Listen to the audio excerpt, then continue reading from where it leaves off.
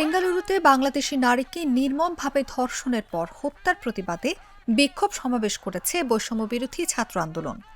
শনিবার বিকেল 4:30টার দিকে রাজু ভাস্কর্যে জড়ো হয় সংগঠনের নেতাকর্মীরা। বৈষম্য বিরোধী ছাত্র আন্দোলনের দপ্তর সম্পাদক জাহিদ আহসান সমাবেশের সঞ্চালনা করেন।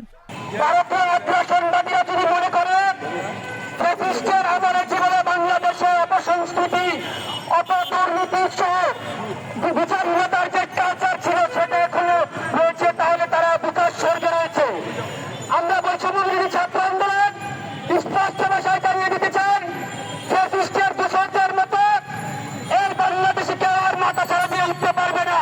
যখন আমাদের বোন নাজমাকে হত্যা করো, ধর্ষণ করে হত্যা করা হয়, তখন শুধুমাত্র ব্যক্তি নাজমার সংগ্রামহানি করা হয় না, তখন ব্যক্তি নাজমার সংগ্রামহানির মাধ্যমে আমার বাংলাদেশের রাষ্ট্রের সংগ্রামহানি করা হয়। সমাবেশে ঢাকা বিশ্ববিদ্যালয়ের যোগাযোগ বৈকল্য বিভাগের শিক্ষার্থী ইফতি বলেন, আমরা চাই রাষ্ট্রীয়ভাবে নতজানু না হয়ে যেন এই অপরাধের বিচার নিশ্চিত করা হয়। আমরা চাই রাষ্ট্রীয়ভাবে এখন আর নতজানু না দেখিয়ে বিচার যেন নিশ্চিত করা হয়, এতদিনের জন্য একটা জোরালো পদক্ষেপ যেন দেওয়া হয়। আমরা চাই আমাদের রাজনৈতিক দলগুলো এই বিষয় নিয়ে কথা বলুক। বেঙ্গালুরুতে তাদের দেশে থাকা অবস্থায় ধর্ষণের শিকার হতে হয়। আমি এই ধর্ষণের বিপক্ষে। ভারতের আগ্রাসন বিরোধিতার একটি জোয়ার বাংলাদেশে পড়েছে।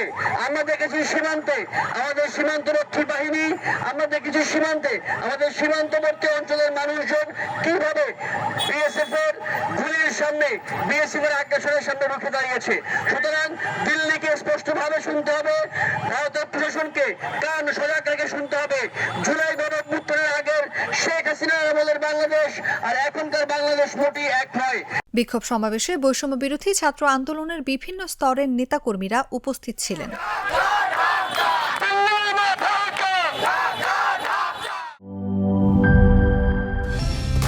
কালার এক্সপার্ট, জর্জ স্যাপ এবং মাইল্ড অন হ্যান্ডস টেকনোলজি সমৃদ্ধ অরিক্স ক্রিস্টাল ওয়াশ আপনার লন্ড্রি এক্সপার্ট।